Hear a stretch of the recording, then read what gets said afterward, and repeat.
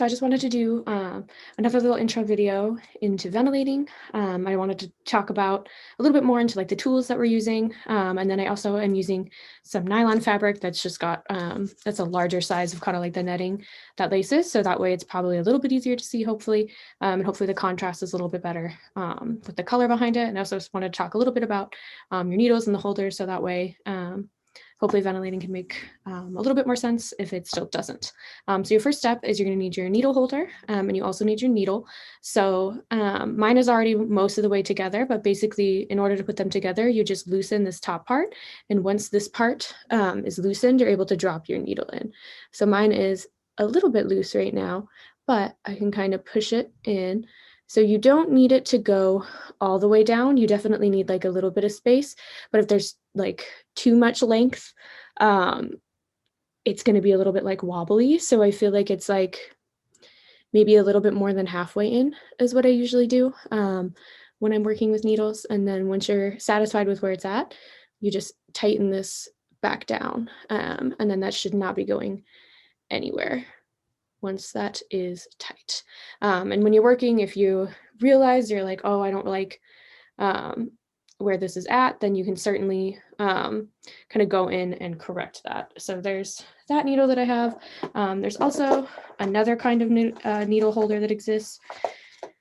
There's like the metal ones. These are a little heavy. To me personally, I don't really like them. I do prefer like the shorter plastic ones, but I do have a metal one. And then I also have another one that is ready to go as well. So I usually have like these two. One has a larger needle size than the other.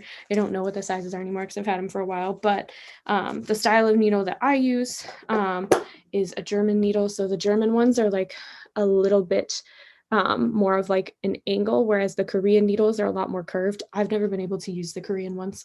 I've always just done better with German needles and then these shorter plastic handles.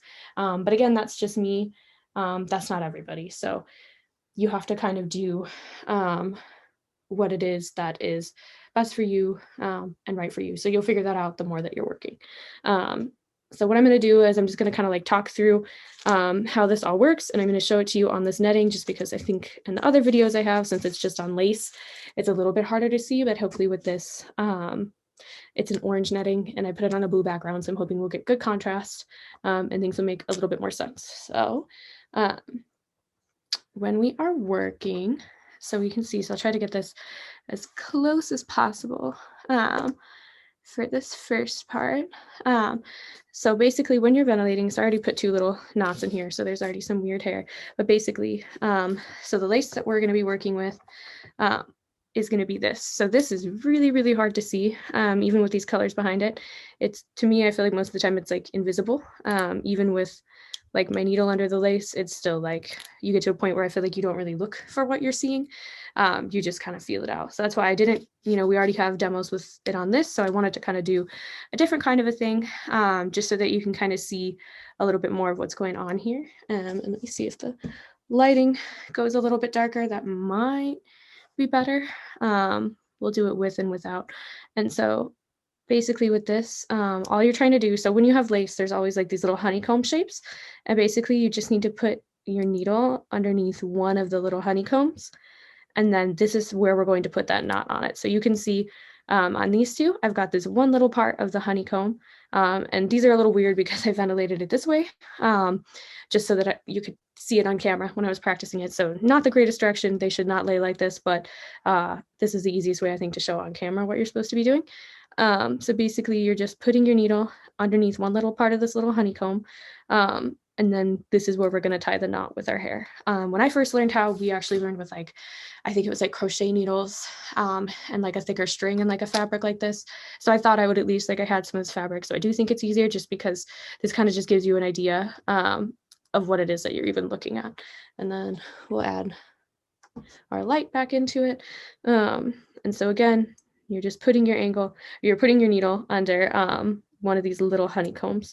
And you're just trying to hook one. You don't want to get multiple ones. Again, when you get to lace, so this is another lace. This one is slightly bigger than what we're working with in class, but you just want to catch one little bar on your little honeycombs. So you're going to need some hair. And so I have just some black synthetic hair. I do have it in my drawing mat. This helps to keep the hair a little bit more together, but it's not totally necessary. It took me a few years before I got one because they are pretty expensive. But basically, you can just pull your hair from here, and it can just kind of help you transport hair more easily if you were going back and forth. And so basically, so when you do this, you make a little loop with it called a turnover. So basically, you're just like pulling the root part of the hair, and you kind of just lay it down, and you create this nice little loop, and that is called a turnover. So it's this little loop is what you're going to be catching with your needle. And so basically, so again, this is not the most graceful angle here for me to try to be doing this from, but your first step is always going to be putting your needle underneath the little barb. So you are going to be doing this, and then you're going to hook your hair. Once you have your hair hooked, you pull it back under, rise up, and then with your hook, you kind of twist it so it's like down. You catch this, and then away from you, you loop it. It goes back through this little knot, pull down to tighten, and then release it. So that's a pretty big knot. That is not the kind of stuff you're going to want to be doing with really fine, like ventilating or wig work. But I think for our purposes, giant scary knots like that are probably your best bet and going to be your easiest thing to see. And so again, I'll try to do this at a slightly better angle here so that you're able to see it. And so again, my first step, hook it under the barb, grab some hair. Ideally, when you're working, you really only want to do like one piece of hair for a lot of things, but for now, I would just worry about trying to make the knot. So you're here and you want to try to keep your tension as equal as possible. So I hold my needle a lot, not necessarily correct. The first time I learned how to do it, I didn't learn how to hold it properly. You really should be holding it with a lot less tension than I do, and more like how you hold a pencil. And just a little bit like looser. I can't do it like that, and it's just been so long that I can't undo it. So I don't totally hold this correctly, just to let you know that. But basically, you've got equal tension, and then you're going to loop it under. Once you have it, you hook it back through, pull it down, and then release it that way. I will do a couple more just so you can see it. But yeah, so I hold mine kind of with like a death grip. I guess I hold mine more like a pencil, but you're supposed to hold it like a lot looser like this. I can't unlearn it. So I really do hold it like this, and it's definitely not great for your hand. But you really are supposed to hold it with a little bit of like a looser kind of a hold on it. So definitely try to hold it and learn how to hold it the correct way, not the way that I do. So I can't even, I was like, I don't even think I can try to do it that way. But again, so we're gonna go under the bar of my little thing. I got my hair. I'm gonna pull it under. We got good equal tension. You don't want to have so much tension that the hair breaks, but you want to have a good equal tension. And then I need to scoop this up, and then I pull it away from me through this little loop that I made, tighten it down, and then release it in that direction.